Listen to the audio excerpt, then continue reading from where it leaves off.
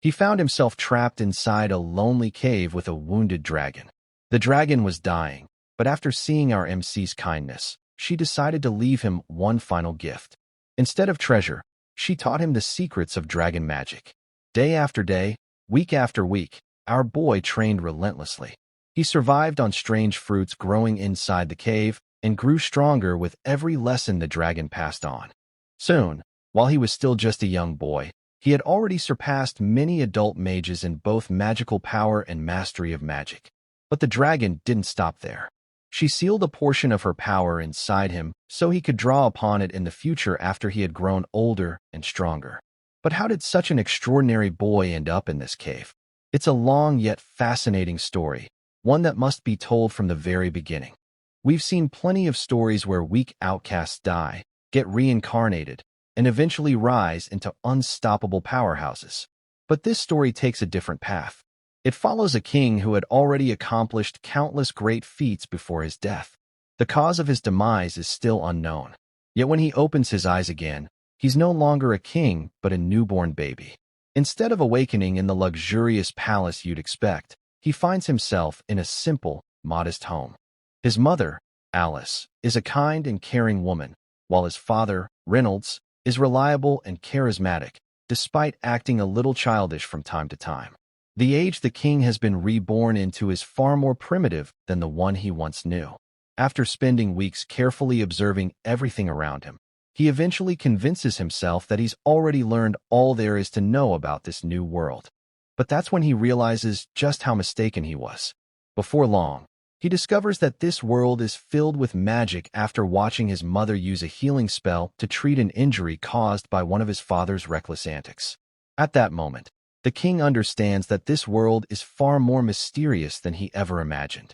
If he's being completely honest with himself, he barely knows anything about it. As time goes by, the king eventually learns to crawl, and before long, he begins quietly slipping out of his crib to read books and deepen his understanding of this unfamiliar world. Ever since he discovered the study, he's made a habit of sneaking there every night to uncover more knowledge. Through his reading, he learns that the world he was reborn into is divided into 3 great kingdoms. The first is Elenwar, the elven kingdom hidden deep within the forests. Next is Darv, the vast underground homeland of the dwarves. Finally, there's Sapin, the human kingdom, which is also the most populated of the 3. Just like his previous world, this one is ruled by a monarchy. The biggest difference, however, is that the throne is inherited rather than earned, leading him to believe this world is far less advanced than the one he once ruled. It doesn't take long for him to realize that magic is the reason this world has seen so little technological progress. From that moment on, he dedicates himself to studying its fundamentals. In his previous life, people relied on a life force known as ki, using years of training to strengthen both their bodies and weapons. In this world, however, that role is filled by a similar energy called mana. Unlike ki, which exists only within the body, mana flows throughout the world itself. The ability to control it is mostly inherited, with only about 1 in every 100 children being born with that talent. Mana can be used in several ways, but the 2 most common are augmentation and conjuring. Augmenters channel mana through their bodies, greatly increasing their strength, durability, and speed. Their greatest weakness, however, is their lack of range. Conjurers, on the other hand, release mana into the world around them, allowing them to manipulate their surroundings. To cast spells, they combine the mana from their own mana core with the mana present in the environment. As for his mother, she's considered a rare type of mage known as a deviant, more specifically, an emitter. Deviants possess uncommon magical abilities, and emitters like his mother specialize in restorative mana. According to the books he's read, a mage's first awakening usually occurs between early adolescence and the late teenage years, when their mana core finally forms. To him, the idea of a mana core feels remarkably similar to the ki center from his previous life. In his former world, children were taught to meditate and gather tiny fragments of ki scattered throughout their bodies into a single point, creating a ki center. Curious, the young king attempts the same method using mana, and to his surprise, he succeeds on his very first try. Before he can make any real progress, however, His mother interrupts him, and before long, another 2 years pass by. Even after all this time, Alice still feels like she hasn't completely figured out her little boy. Every day she discovers something new about him. She names him Arthur, and to her, he's the most precious person in the world. One day, she catches Reynolds teaching their tiny son how to swing a stick and fight, instantly losing her patience because the poor child can barely crawl. Alice enjoys recording every memorable moment in a daily journal, and scenes like these always bring a smile to her face.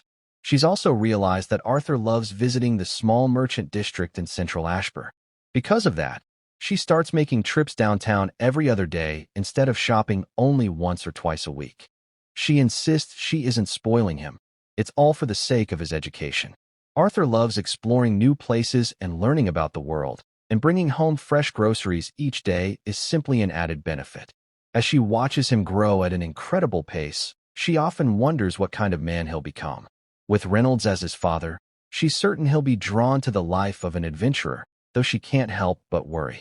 She only hopes he'll have a brighter future than the countless naive youngsters who chase dreams of becoming famous adventurers. If only she could stop his constant habit of sneaking into the study. She's even considered moving his crib there, but that's a problem for another day. That's everything Alice has come to learn about her son over the past 2 years. After several minutes of intense focus, the stones manage to float only a few meters into the air. Arthur can't hide his disappointment. While Reynolds looks proud of his accomplishment, Arthur is far from impressed. Watching his father spend 3 full minutes concentrating just to lift a handful of pebbles a short distance feels incredibly underwhelming. Arthur can't help thinking it would have been much easier to lift the stones by hand. Just then, Alice walks over to the window. One glance outside is enough for her expression to turn into mild frustration after noticing that Reynolds has once again made a mess of the front yard. By now, Arthur has learned that his father is an augmenter, making him even more curious about what kind of mage he'll become. He often wonders what his own abilities will be once his mana core finally awakens. After watching his father train for a little longer, Arthur decides to head back inside. As he climbs down from the bench, he loses his balance and struggles to get off. His half-closed eyes are simply the result of intense concentration, but Alice mistakes them for drowsiness. She picks him up, convinced it's time for a nap, only for the little boy to clap his tiny hands together and plead with her to let him continue studying instead. Her sudden departure gives Arthur the perfect chance to continue forming his mana core. Besides learning everything he can about this world, this has become his greatest achievement. Over the past 2 years, he's patiently gathered tens of thousands of tiny mana fragments scattered throughout his body, slowly drawing them toward his solar plexus. Arthur now understands why most people don't awaken a mana core until their teenage years. Each tiny fragment moves painfully slowly, making the process incredibly demanding on both the mind and body. Even so, all of his hard work is finally paying off. He's only a single fragment away from completing it. The instant that final fragment falls into place, a massive explosion erupts from inside the house, reducing the entire building to rubble in a single blast. Outside, Reynolds immediately throws himself in front of Alice, shielding her from the intense heat and flying debris. When the dust finally settles, the horrified couple stares at the remains of what was once their home. Panicked, Alice rushes toward the wreckage, desperate to find her son. Reynolds frantically clears away the debris, but the moment he spots Arthur, his fear is replaced first by disbelief and then by amazement. Floating calmly in the middle of the destruction is their little boy, completely unharmed. Arthur appears entirely unaffected, with a faint aura of mana surrounding his tiny body. Now that his mana core has fully formed, he gently lands on his feet and immediately senses its presence within him. He can't help enjoying the feeling of the newly formed mana core, and somehow, even the trees around him seem more vibrant than before.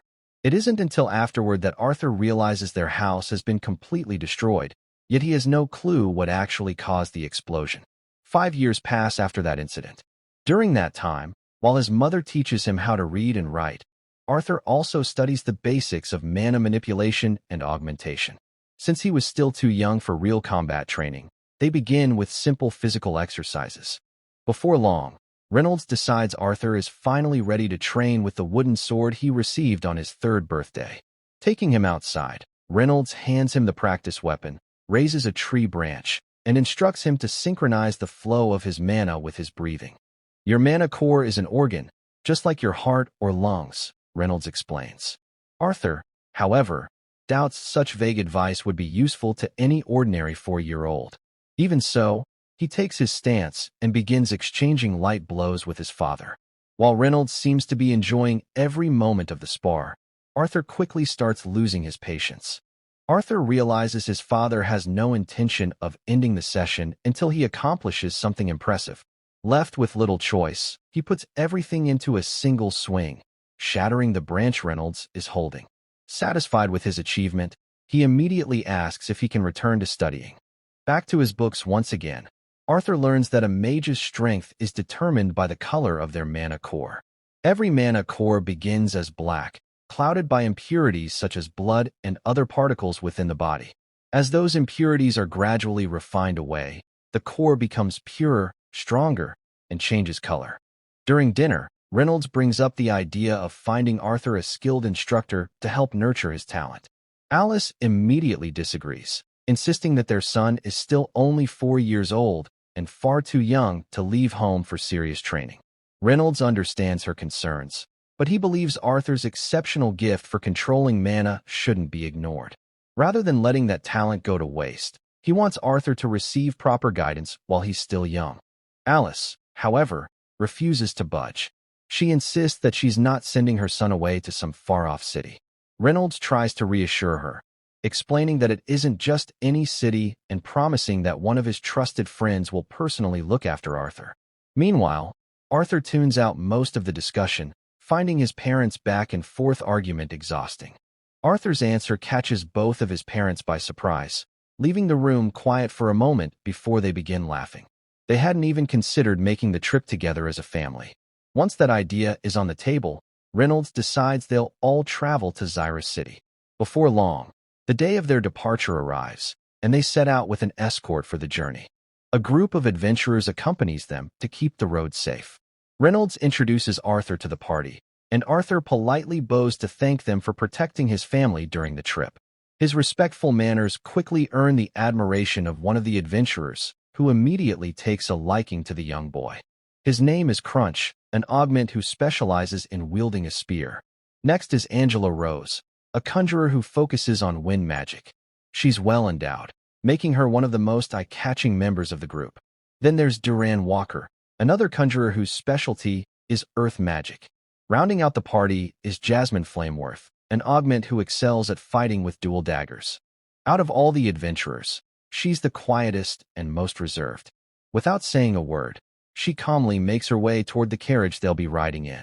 Finally, there's Helen Shard, another augment who specializes in magic archery. Now that everyone has been introduced, Reynolds decides it's time to continue. They load their belongings into the carriages, and the journey officially begins. The moment has finally arrived for Arthur to venture beyond the small village he's always known. As they continue traveling, the sun rises, bringing monsters with it. The adventurers swiftly deal with the threat before setting up camp deep within the forest for the night. While everyone gathers around the bonfire, Arthur can't help but feel a little down, weighed by how ordinary the journey has been so far. Helen Shard walks over to our boy and takes a seat beside him to chat for a while. She's been curious about him ever since hearing his father constantly praise him as a talented magician throughout the journey. Meanwhile, Crunch notices the two talking and decides he wants to test Reynolds' son himself. Without much warning, he scoops the little guy off the ground and challenges him to a quick duel. As Arthur suddenly finds himself standing across from Crunch, he's unsure whether he's even supposed to fight an adventurer like this. His pleading eyes turn toward his father, hoping for a way out, but all he gets in return is a grin as his father encourages him to win. Feeling completely helpless, Arthur can't believe his father is absolutely useless at times like this. Anyway, our guy takes his stance, drawing upon the experience from his previous life. Tightening his grip on his sword, he charges straight at Crunch. Crunch remains calm, prepared to dodge the incoming strike.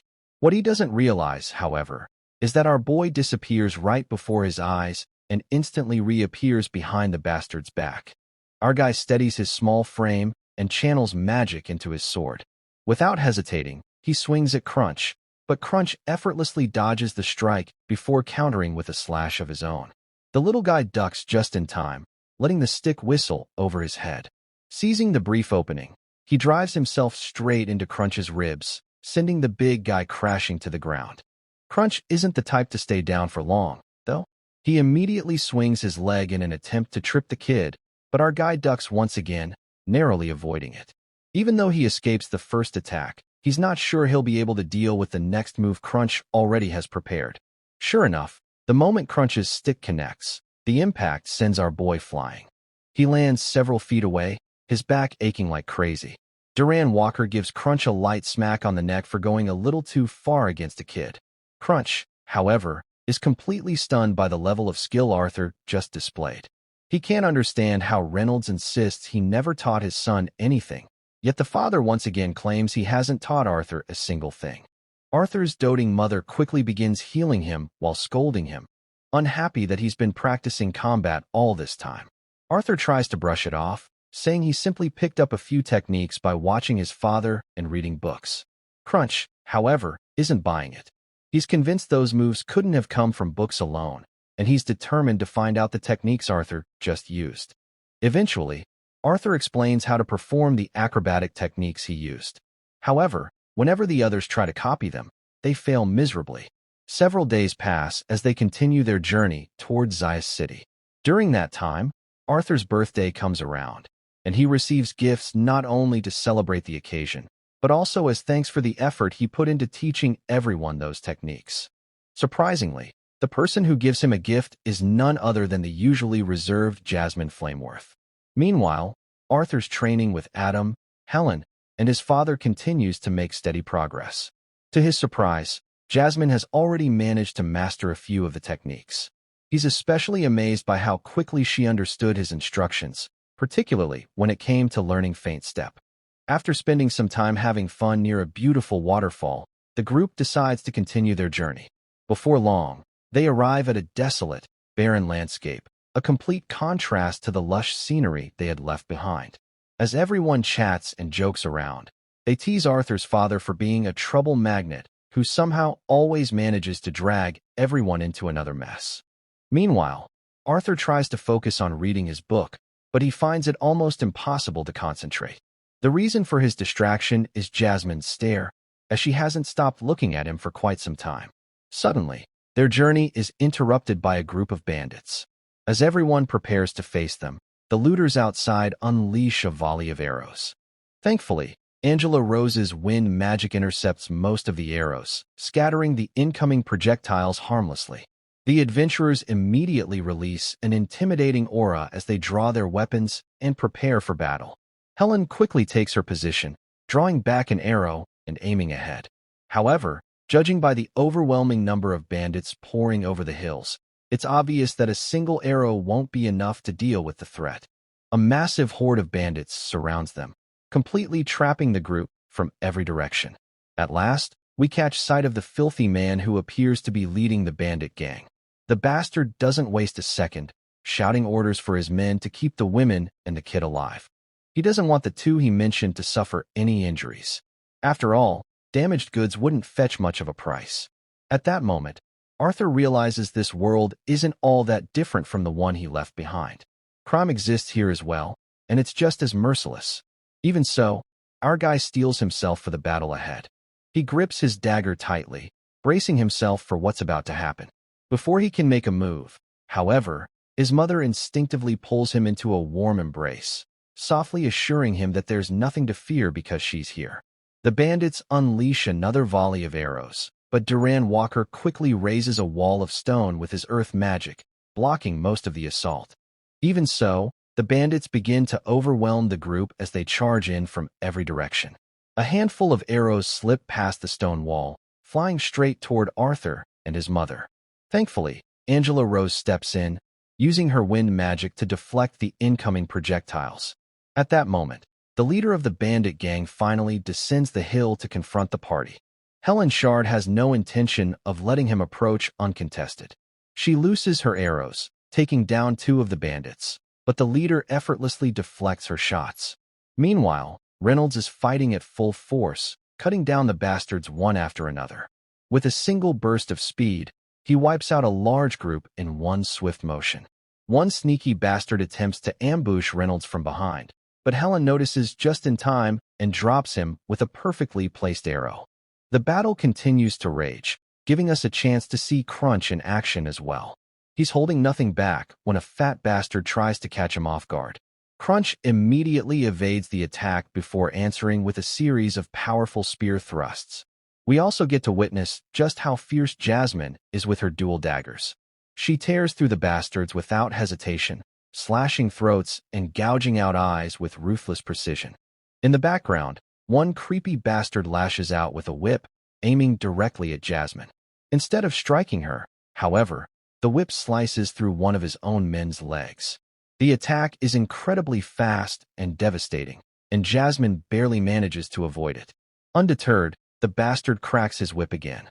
The speed of his strikes is unbelievable, but Jasmine keeps up with her incredible acrobatics, weaving and dodging through every assault.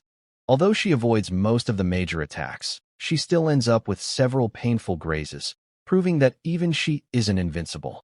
Meanwhile, Arthur carefully watches the fight between Jasmine and the whip-wielding bastard. He quickly realizes she's at a major disadvantage against an opponent with such long-range attacks, and he knows he has to find a way to help her. As much as he wants to help, Arthur isn't sure his small body stands any chance against an adult augment. Suddenly, someone crashes into their carriage, and to his horror, it's Reynolds, badly wounded after being completely overpowered by his opponent. That opponent is none other than the leader of the bandits. Arthur immediately tells his mother to heal Reynolds, but Alice is too overwhelmed by everything happening around her. Instead of casting her magic, she's crying uncontrollably. Reynolds gives her a reassuring smile and tells her his injuries aren't life-threatening, so there's no need to panic. The proud father then turns to his son, explaining that he can hold off the bandit leader, but not while worrying about his family's safety. He urges Alice and Arthur to run back down the trail they came from without stopping, but Arthur refuses. He insists that he can fight as well. Reynolds gently pats him on the head, proud of his courage. While acknowledging Arthur's bravery, he reminds him that his true responsibility is to protect his mother and the baby she's carrying. Before Reynolds can continue, Arthur swears on his life that he'll keep his mother safe. His father nods in approval and tells him to hurry, warning that the enemy has 4 mages supporting them. Realizing what they're trying to do, the bandit leader orders his men to capture the healer. Without a second thought, Arthur grabs his mother's hand and starts running, determined to get her to safety. Suddenly, one of the bastards charges toward the pair, but Crunch immediately steps in, blocking his path and holding him off long enough for the mother and son to escape. Another bastard attempts to pick off the pair with an arrow. Arthur instantly senses it coming and tries to knock it aside with his wooden sword. The shot is so powerful that it shatters the sword in half. The archer stares in disbelief, stunned that a child managed to stop his powerful arrow. But while the archer is distracted, an arrow fired by Helen drills straight through his head. She quickly tells Arthur to keep running. As he flees alongside his mother, Arthur notices something strange. As far as he remembers, there should be 4 mages, yet he can only account for 3. He starts counting them in his head. One is fighting Crunch, another is occupied with Duran Walker, and the third is battling Jasmine. That's when Arthur spots the 4th mage standing atop the hill, gathering an enormous sphere of mana. Without hesitation, the bastard hurls the massive ball of energy toward Arthur and his mother. In that critical moment, Arthur has no idea what to do. Even if he uses mana to block the attack, his mother won't be able to dodge it in time. In a split second, Arthur plants his tiny feet on the ground and shoves his mother out of the way. Then, through the hazy sphere of mana, he hurls his dagger with incredible speed. The blade immediately pierces the bastard's leg. Even so, the mana sphere strikes Arthur head-on, violently blasting him toward the edge of the cliff. As he begins to fall, he pulls the mage down with him. The dagger Arthur threw is connected by a mana string, allowing him to drag the mage along. Just before they plunge completely, the mage manages to grab onto the cliff's edge. Unfortunately, the section of rock gives way beneath his weight, and the two of them begin falling into the abyss together. Duran Walker notices the little boy plummeting to his death and quickly conjures a massive hand of earth in an attempt to save him. But it seems he's already too late. Tears fill Arthur's eyes as he continues to fall. What hurts him most isn't the fear of dying, but the thought that his dream of becoming a big brother is slipping away forever. The scene then shifts to the chamber of a man named Marlor. King Grey, who was Arthur in his previous life, arrives to meet the elderly man. Marlor expresses how grateful he is to serve on the council, but admits that despite the honor of the position, he sometimes envies the fame and glory kings receive after their victories. Before long, Marlor asks what brought King Grey to visit an old man like him without warning. In response, Grey silently places the war medal he earned from his latest victory onto the table. After setting it down, he turns to leave, calmly announcing that he is retiring. In this world, where declining birth rates and scarce resources had changed society, wars were replaced by duels and armies by kings. Grey was one of those kings, serving as the representative who fought to defend his territory. However, his decision to retire wasn't driven by fatigue or a lack of strength. He had never devoted his life to becoming the strongest or chasing endless glory. What truly wore him down was the emptiness, the absence of anyone he could truly cherish. An orphan who had already lost everyone he cared about, Grey carried that loneliness into his new life as Arthur. More than anything, he longed for another chance. He would gladly give up everything he has in this life if it meant seeing his loved ones in Asher just one more time. Sometime later, Arthur slowly opens his eyes. He has no idea where he is, or even how he managed to survive. Nearby, he notices the mage's lifeless body sprawled across the ground. The sight of the mangled, twisted corpse immediately makes him gag. As he lies beneath the open sky, completely drained, a leaf gently drifts down and lands on his face, snapping him back to his senses.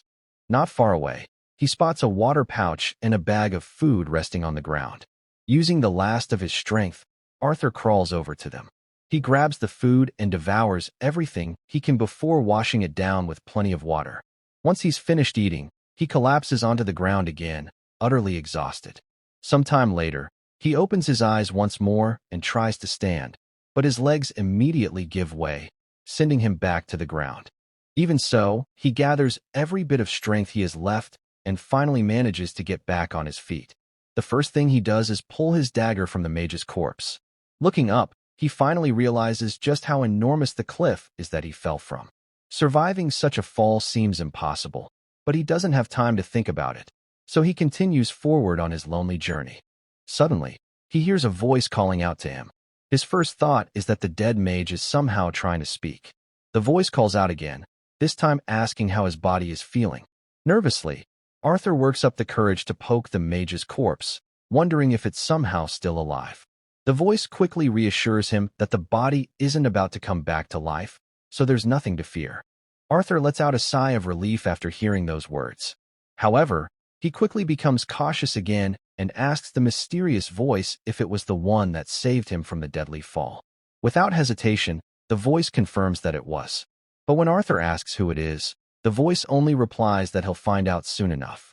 Arthur isn't fond of the mysterious way the voice speaks and makes it clear that he doesn't believe a single word of it. The voice calmly responds by reminding him that it's the only one capable of guiding him back home. Hearing the word home immediately brings his family to mind. He remembers the parents he left behind, along with the younger siblings still growing in his mother's womb. He has no idea whether they reached Xyrus safely or if they're even still alive. With so many questions weighing on his mind, Arthur quickly swallows his pride. Politely addressing the mysterious being as Mr. Voice, he asks if it could kindly show him the way out of this place. The voice lets out a chuckle, amused by how the once confident kid has become so humble in such a short time. The voice admits that it likes Arthur's quick thinking, though it can't help pointing out that being called Mr. is a little annoying since she's actually a woman. Even so, because Arthur asked so politely, she decides to guide him. Moments later, Arthur is struck by a strange sensation as his mind suddenly expands, allowing him to perceive everything around him, even places far off in the distance. Armed with this new awareness, Arthur begins making his way out of the forest. As the day goes on, his body gradually recovers, leaving behind only a few lingering aches by the afternoon. Even so, he can't stop wondering what kind of magic she used to save him. How did she know he was falling? And why did she choose to save only him? The more Arthur searches for a reasonable explanation, the more questions he ends up with. Before long, Arthur hears the soothing sound of flowing water. He climbs over a massive boulder blocking his path and, without a moment's hesitation, dives straight into the river. As he enjoys the refreshing water, the mysterious woman comments on how carefree he seems. She then teasingly remarks on the size of his manhood, expressing disappointment at how small it is. Arthur feels completely embarrassed and hurriedly puts his clothes back on. Before continuing his journey, he refills his water pouch and eats enough to restore his strength. Since he fell from the mountain to the east, he figures he should be close to the elves' domain. However, he doesn't see any of the thick fog forest Shire is known for. His worries about traveling through the beast glades ease when he realizes only small animals seem to inhabit the area. Even so, he's surprised he hasn't encountered any mana beasts despite the region being so rich in mana. He would love to stay and absorb some of it, but he knows he can't afford to linger. Getting back to his parents is far more important. With his mother carrying a child, the shock of believing he had died could put the baby at risk. And if his parents are still alive, he needs to be with them. After traveling for quite some time, Arthur finally reaches the place where the mysterious woman resides.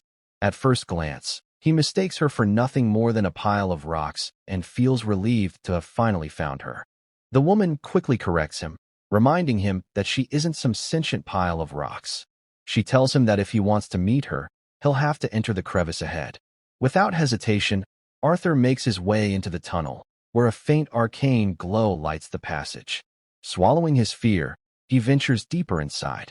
As he continues forward, he suddenly loses his footing and tumbles into an abyss filled with glowing blue arcane energy before crashing hard onto solid ground.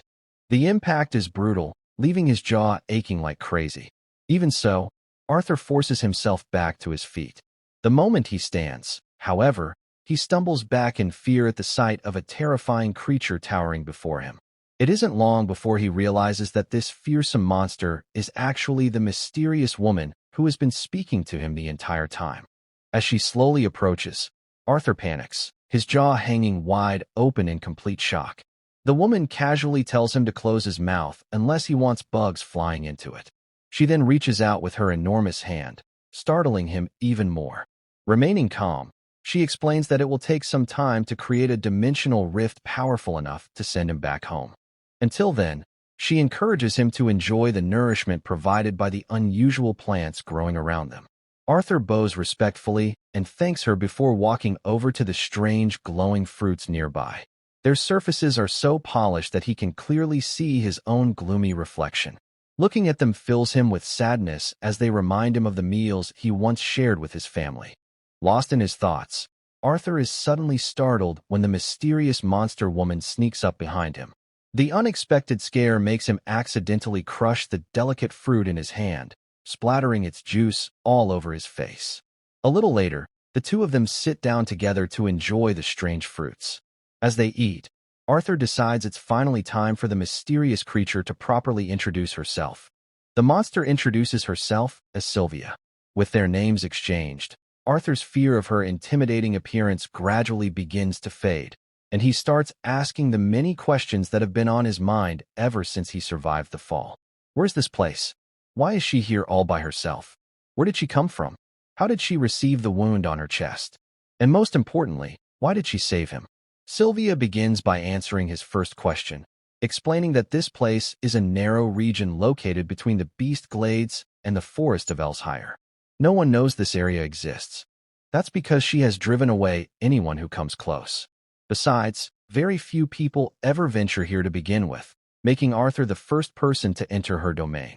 Feeling much more comfortable around her, Arthur tells Sylvia she can simply call him Art, just as his family does. Sylvia nods in acknowledgement before answering his second question. She explains that she lives here alone because there's no one left to stay with. Many enemies are searching for something she possesses, and during her last battle with them before escaping, she suffered the wound on her chest. As for why she saved Arthur, Sylvia admits that she was touched by his bravery and the sacrifice he was willing to make. Or perhaps, she says, It was simply because she had grown lonely and wanted someone to talk to. Whatever the true reason may be, even she isn't completely sure why she chose to save him.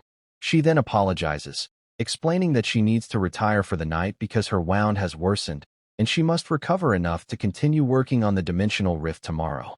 Arthur politely thanks her and wishes her a good night.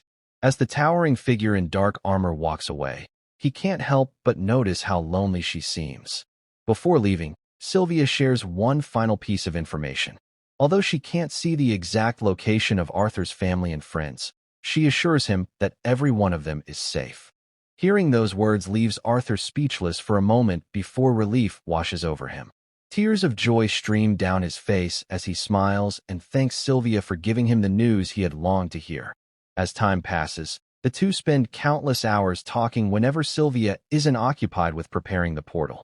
Those hours soon turn into days, and the days become weeks as they spend nearly all their time together. Although Sylvia rarely speaks about her own past, Arthur gradually comes to understand the kind of person she truly is. After living alongside the mysterious woman in dark armor, he realizes that Sylvia is the very definition of the saying, "Don't judge a book by its cover." Contrary to her fearsome, nightmare-inducing appearance, Sylvia is kind, gentle, patient, and warm. The way she looks after Arthur reminds him so much of his mother, caring and compassionate, yet firm whenever he needs to be corrected. Speaking of being disciplined, Arthur suddenly remembers something unpleasant. There was a time he confessed the hatred he still carried toward the bandits who attacked him and his family. The face of that despicable bandit leader remains burned into his memory, and he believes he won't find peace until he hunts the bastard down. Before he can dwell on those thoughts any longer, Sylvia flicks him on the forehead, launching him several feet through the air. She admits he's not wrong and agrees that the bandits deserve to die, which is exactly why she never bothered saving the mage who fell alongside him. Even so, she warns Arthur that allowing his heart to be consumed by hatred and revenge will only end up hurting him in the long run. Instead, she encourages him to keep moving forward with pride, refusing to let vengeance weigh him down. Misfortune will find him again in the future, but he must never allow grief or anger to poison his heart. Rather than clinging to those emotions, she tells him to learn from every hardship, greet the future with a smile, and only then will he achieve true victory. Arthur never expected someone who looked like the embodiment of evil to teach him such an important lesson about life. Yet every word sinks deep into his heart. Lost in thought, he barely notices Sylvia calling him back to reality and reminding him to finish the fruit she gave him. And that's where we'll leave Arthur for now. If you enjoyed today's recap, be sure to smash that like button, subscribe so you don't miss the next chapter, and drop a comment below letting me know your favorite moment from today's episode. Until the next adventure, and I'm out.